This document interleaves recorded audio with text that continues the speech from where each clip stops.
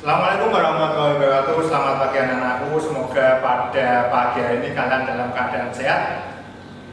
Pada pagi hari ini saya berkesempatan untuk menjelaskan tentang kurikulum 2013 dan sistem SKS pada masa pengenalan lingkungan sekolah atau MPLS SMA Negeri 1 Mayong tahun 2020-2021. Harapan saya kalian tetap di rumah, jaga jarak dan sering cuci tangan untuk mencegah penyebaran COVID-19. Pada kesempatan ini, materi akan saya bagi menjadi dua bagian. Yang pertama tentang kurikulum 2013 dan sistem SKS. Yang pertama kita bahas tentang kurikulum 2013. Kurikulum 2013 ini sudah ada sejak tahun 2013, kemudian dihentikan lagi, kemudian sudah mulai lagi di SMA Negeri 1 Mayong ini. Kita mulai dari pengertian dulu, peminatan. Kalau dulu namanya penjurusan, sekarang kita namanya peminatan. Peminatan adalah program kurikuler yang disediakan untuk mengakomodasi pilihan minat, bakat dan atau kemampuan peserta didik untuk orientasi pemusatan, perluasan dan atau pendalaman mata pelajaran dan atau muatan kejuruan. Jadi kalian di sini di SMA Negeri 1 Mayong peminatannya ada dua, sesuai dengan bakat dan keinginan kalian. Ada jurusan MIPA, matematika dan ilmu pengetahuan alam maupun ilmu pengetahuan sosial atau yang biasa disingkat dengan IPS. Ini sesuai dengan minat. Walaupun ada beberapa kalian ketika mendaftar PPDB ada minatnya IPS ternyata diterima di IPA. Nanti kita bahas. Sesuai bakat dan kemampuan. Kemampuan kalian. Ini kemudian lanjut langsung aja. Di SMA ini ada 3 peminatan aslinya, yaitu matematika dan ilmu pengetahuan alam atau yang disingkat dengan MIPA, ilmu pengetahuan sosial dan ilmu bahasa dan budaya. Ini apa yang dapat ada ini kita ciri khasnya ada matematika, biologi, fisika, kimia yang di SMP kita sebut dengan IPA, geografi, sejarah, sosiologi, ekonomi ini yang di SMP IPS. Kemudian ini adalah bahasa, ya, bahasa dan sastra Indonesia, bahasa dan sastra Inggris, bahasa dan sastra asing lainnya. Ini bisa bahasa Arab, bahasa Mandarin, bahasa Jepang dan bahasa yang lain. Atau yang keempat nanti antropologi. Oke, ini yang mata pelajaran yang akan kalian terima ketika kalian belajar pada jurusan atau peminatan MIPA. Kelompok umum A, kelompok umum B, ini baik MIPA maupun IPS akan mendapatkannya, yaitu mata pelajaran pendidikan agama dan budi pekerti, PPKN atau PKN, bahasa Indonesia, matematika, sejarah Indonesia, bahasa Inggris. Ini baik kalian jurusan MIPA maupun jurusan IPS mesti akan mendapatkan mata pelajaran ini. Kemudian kelompok umum B, seni budaya, PJOK dan prakarya. Ini kalian akan dapat. Yang membedakan untuk di SMA Negeri 1 Mayong untuk jurusan IPA di seni budaya. Kalian di seni budaya ini untuk jurusan IPA akan mendapatkan mata pelajaran seni budaya khusus untuk seni rupa. Jadi dari mulai kelas 10, 11 dan 12 seni budayanya seni rupa. Sedangkan untuk anak IPS seni budayanya adalah seni tari. Jadi kalian akan mendapatkan mata pelajaran nari mulai dari kelas 10 sampai kelas 12. Kemudian prakarya dan kewirausahaan. Untuk jurusan IPA ini nanti adalah rekayasa.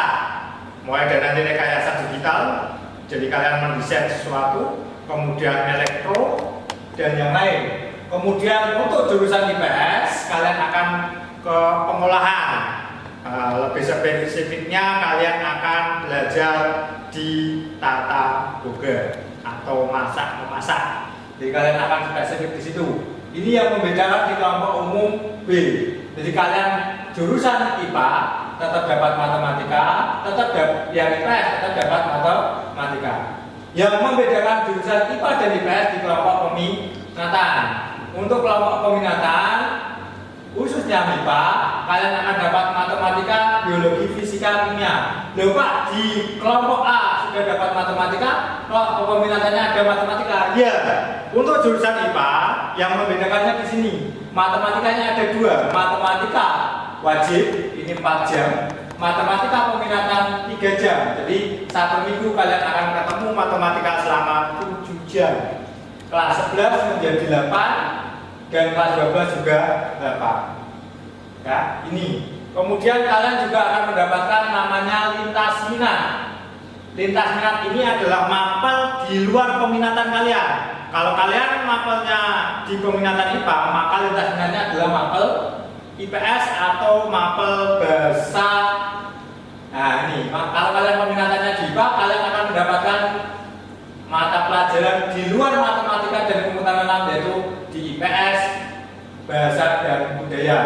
Bisa geografi, sosiologi, ekonomi, atau bahasa dan sastra sesuai angkat yang sudah disebarkan ketika daftar ulang.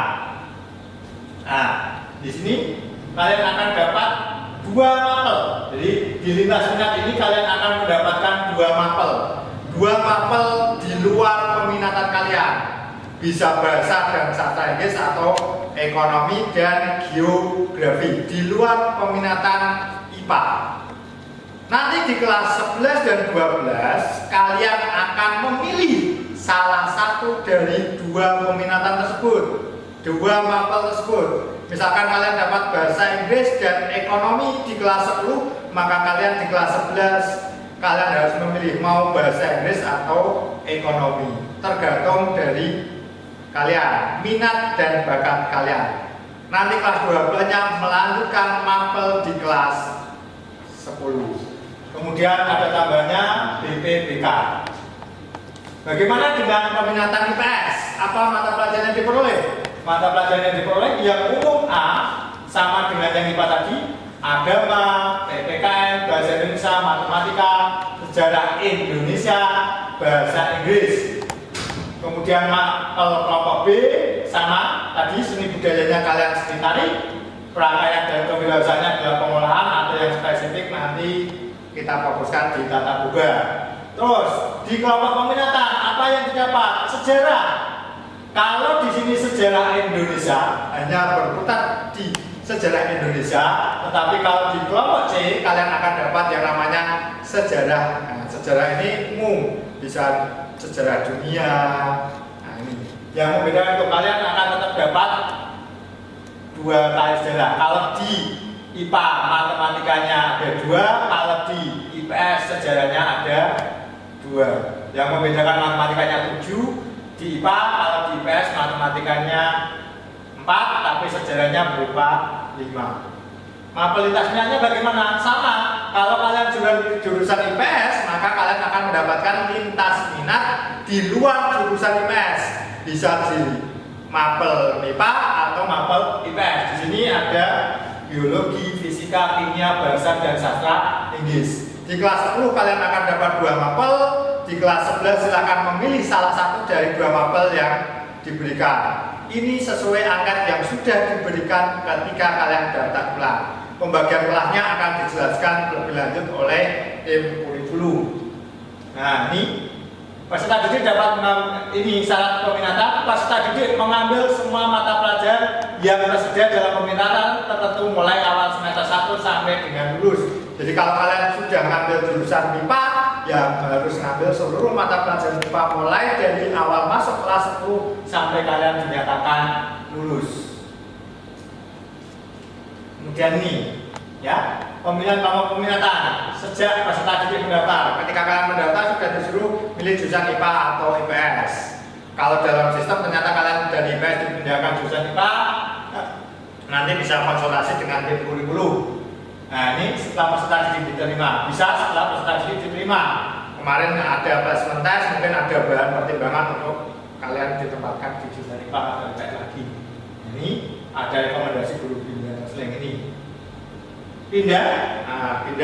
Pindah bisa jadi paling lambat pada semester 1. Nah, tetapi dengan pertimbangan ini kalian harus ikut program matrikulasi dan kuota jurusan masih ada. Kalau kuota satu kelas itu 36, ada 4 kelas itu 144, anak IPA-nya 144. Pada anak IPS yang mau pindah padahal sudah ada 144 anak IPA, maka kalian tidak bisa pindah ke jurusan IPA. Nah ini ya, asal ada kuota yang masih kosong dan ada pertimbangan dari guru bimbingan konseling. Dan kalian kalau terlambat ini kok sampai semester 1, berarti kalian harus matrikulasi pelajaran 1 semester. Kemudian penilaian.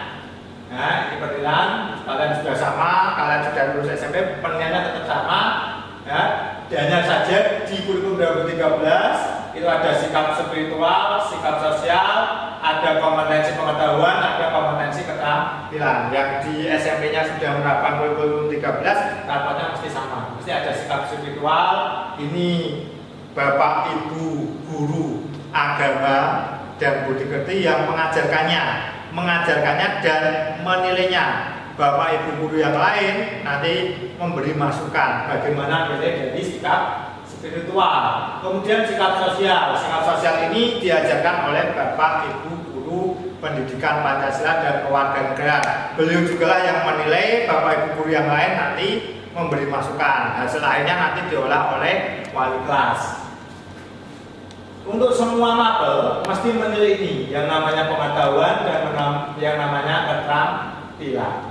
Oke, ini ya, 4 lingkup hasil penilaian hasil belajar itu melalui 4 hal ini. Oke, sikap ini ya masih sama. Saya langsung ke sini ya. Bagaimana nilai pengetahuan? Nilai pengetahuan ini bisa dilakukan melalui 4 hal ini. Tes tertulis, tes lisan maupun penugasan. Semua mempunyai bobot yang sama. Ya, jadi mempunyai bobot nilai yang sama. Jika ketika kalian penugasan, maka kerjakan yang baik. Usahakan dapat nilai 100. Ketika nanti tes, kemungkinan ada sesuatu hal kalian rugi atau apa nilainya jelek, sudah dibantu dengan nilai penugasan. Jadi nilai penugasan dengan nilai tes atau penilaian harian itu bobotnya adalah sama. Ya, tugas dan penilaian harian bobotnya sama, maka usahakan nilai dari penugasan selalu baik untuk membantu penilaian harian. Jika ada sesuatu hal, misalkan kalian dalam kondisi kurang sehat, ada penilaian harian jadi belum maksimal, bisa dibantu melalui penugasan, maka kerjakan dengan baik. Ya, ini kalau keterampilan itu bisa melalui unjuk kerja, proyek, portofolio maupun produk. Ini sama ketika kalian di SMP, penilaian keterampilannya bisa melalui unjuk kerja atau praktek, misalkan biologi, fisika, praktek di laboratorium. Mungkin jurusan ekonomi bisa praktek lewat akuntansinya, jual belinya, kewirausahaannya membuat produknya, menjualnya. Ini bisa praktek. Nah, itu tadi produk ya, dari jurusan mungkin prakarya kewirausahaan, kalian disuruh membuat suatu produk, kemudian menjualnya, terus menghitungnya lewat mapel ekonomi. Jadi sekarang belajarnya modelnya STEM, Science, Technology, Engineering, and Mathematics. Jadi kolaborasi dari Science, Technology, and Mathematics, Engineering and Mathematics, jadi bisa berkolaborasi. Jadi seperti tadi prakarya membuat suatu produk, membuat produknya melalui yang namanya prakarya dan kewirausahaan. Menjual, menghitungnya melalui model ekonomi atau matematiknya. Mendesain bungkusnya atau covernya melalui yang namanya desain atau desainnya, lewat seninya atau lewat prakaryanya tadi engineering. Ini tentang penilaian keterampilan. Nah, ini saya lanjut saja. Ini pengolahan nilainya. Jadi nilainya itu di antara 0 sampai 100. Tetap masih ada KKM. Jadi KKM kriteria ketuntasan minimal untuk SMA Negeri 1 Mayong, untuk semua mapel setelah dirata-rata namanya KKM sekolah. KKM sekolah kita di tahun 2020-2021 adalah 68. Jadi nilainya masih rentang antara 0 sampai 100. Kalau dulu kan 1 sampai 4, sekarang sudah dirubah. Kalian rapotnya kalian juga sudah sama. Nilainya dari 0 sampai 100. Diskrit ya. Di sini diskrit, ketika KM-nya langsung ini bentuk.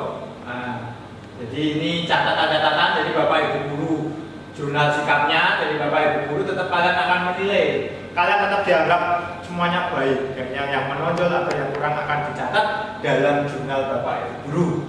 Nah ini contohnya. Nah ini contoh pengulangan nilai pengetahuan. Ini ada 5 KD dalam 1 semester.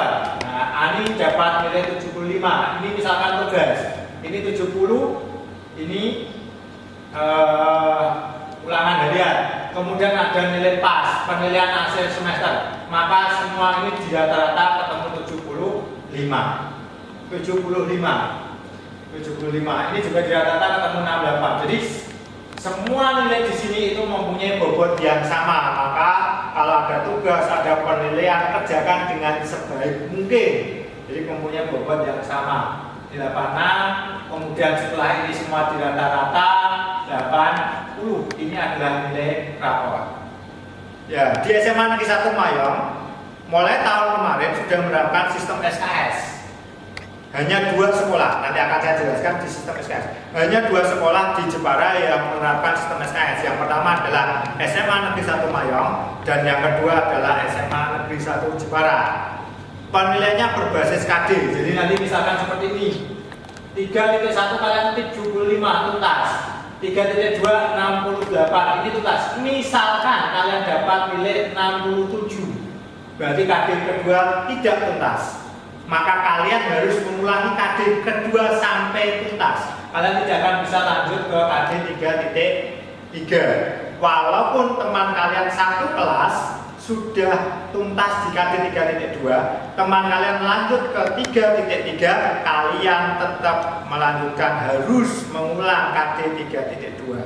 Yang lain sudah 3.3, kalian karena tidak tuntas di KD 3.2, maka kalian yang tidak tuntas di KD 3.2 harus mengulang dulu. Baru setelah tuntas bisa melanjutkan 3.3. Ini yang nanti akan dijelaskan di SKS, di pengolahan tentang pengetahuan.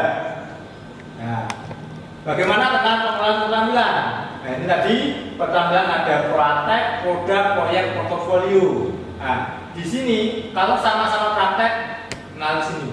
Kalau ini ada 4.2 nilai prakteknya, nilainya Bapak Ibu 2, maka ini diambil yang paling tinggi 66 dengan 75. Yang paling tinggi yang mana? 75. Maka nanti di sini, nah ini 87 ada temannya 87. Ini praktek 66 dan 75. Ada 2 kali, 2 kali penilaian, maka yang diambil adalah nilai yang tertinggi yaitu yang nilai 75. Tetapi di KD 4.4 ini ada 2 penilaian yang berbeda, produk 75, proyek 85. Maka karena berbeda diambil yang di rata-rata. Tetapi kalau sama-sama praktek atau nanti sama-sama produk atau sama-sama proyek diambil yang tertinggi. Jadi ini penilaiannya. Lanjut, ini raportnya ya sama dengan raport kalian. Nah ini.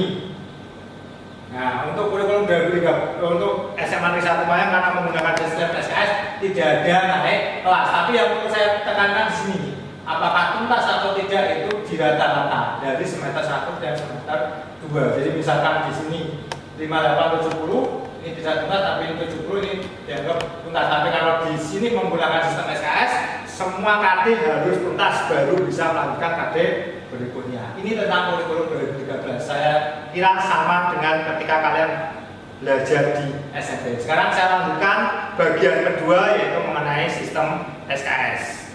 Ya, seperti yang saya jelaskan tadi, ada 2 sistem yang dipakai di Indonesia. Yang pertama sistem paket yang umum dipakai di seluruh Indonesia, itu sistem paket. Semua anak dapat mata pelajaran sama, bareng-bareng. Tadi lulusnya bareng, masuknya bareng. Tetapi sistem yang kedua menggunakan sistem paket. Ini mengakomodir dari kecepatan belajar masing-masing anak. Jadi memberi kesempatan anak yang pintar belajar cepat bisa lulus lebih cepat dibanding anak yang normal rata-rata bisa lulus 3 tahun. Anak yang agak lambat bisa lulus 4 4 tahun. Jadi menggunakan sistem SKS ini mengakomodir jadi kecepatan belajar kalian. Jadi harapan kami kalian bisa belajar cepat 2 tahun lulus atau ya paling tidak normal. Kita tidak berharap kalian bisa belajar selama 4 tahun di SMA Negeri 1 Mayong. Jadi sekali lagi yang menerapkan sistem SKS di Jepara hanya ada 2, SMA Negeri 1 Mayong dan SMA Negeri 1 Jepara. Ini sistem SKS, ini dinamika pelaksanaan SKS ya. Nah, dulu ada yang namanya akselerasi percepatan. Ini anak dipaksa, nggak dipaksa. Jadi satu yang cepat, satu kelas ya harus 2 tahun. 2 tahun itu artinya mapelnya dimanfaatkan, materinya dipersingkat, tapi KD-nya tetap sama, dia 2 tahun lulus. Nah, tapi sekarang sistemnya SKS, tidak ada akselerasi lagi, adanya SKS. Jadi ini tidak dipaksa. Jadi SKS itu kalian tidak dipaksa, nih harus diakselerasi lulus 2 tahun. Kalau di SKS tidak mau lulus 2 tahun, boleh 3 tahun normal boleh, 4 tahun jangan ya. Harapan kami tidak ada yang lulus selama 4 tahun. Ya, ini apa bedanya? Nah, ini sama-sama percepatan, tetapi beda tadi perbedaannya. Ada pemampatan dari 6 semester dirubah menjadi 4 semester, tidak sesuai dengan struktur kurikulum. Jadi mapelnya dimanfaatkan. Nah, ini dimanfaatkan di press dari 6 semester menjadi 4 semester. Tapi kalau sistem SKS, nah ini bedanya tidak ada pemampatan, tetap 6 semester walaupun bisa selesai 2 tahun.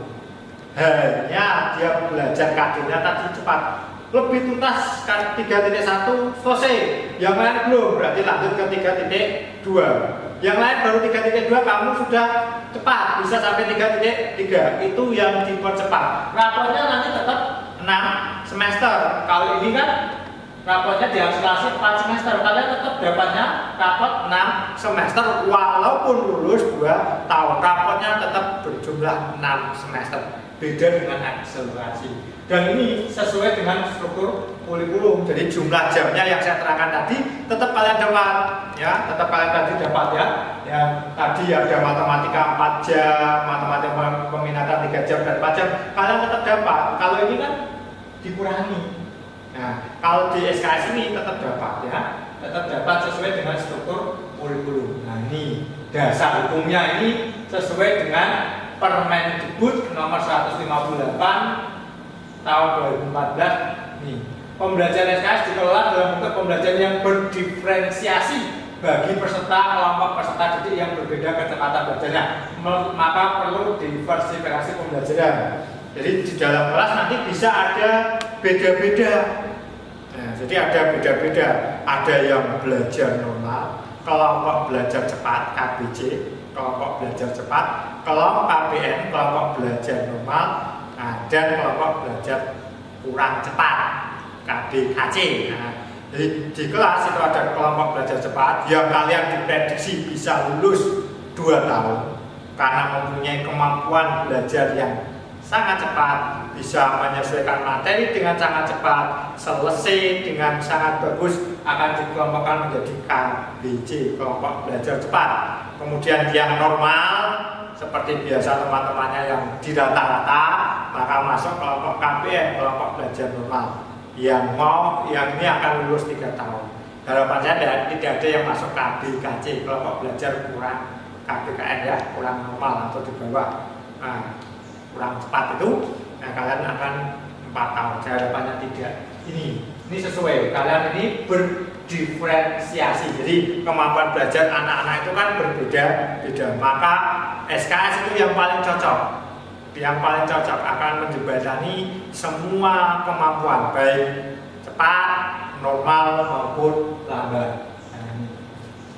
Jadi ini layanan pembelajaran SKS utuh. Mastery learning, ketuntasan belajar secara individual. Jadi harus tadi setiap KD tuntas dulu baru bisa lanjut KD berikutnya.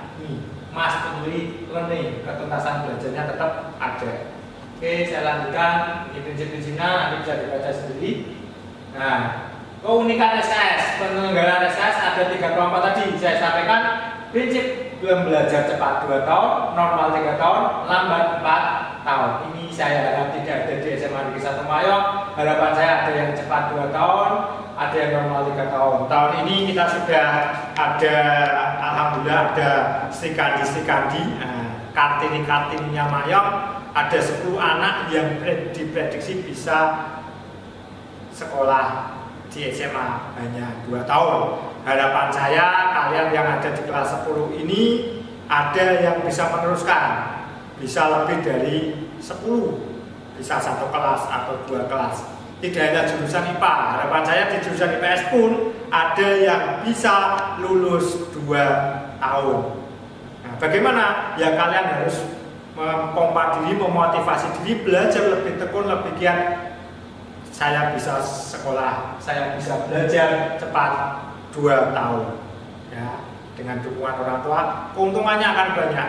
Kalian akan bisa ke perguruan lebih tinggi, lebih cepat, kemudian mengurangi biaya belajar di SMA dan yang lain-lain. Ya.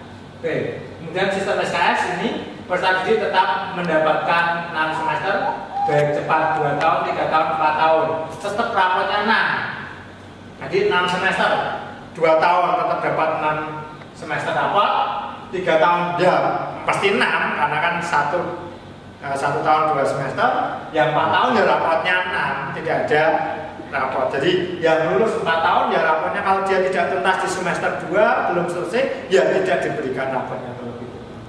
Harus selesai dulu. Ini ya.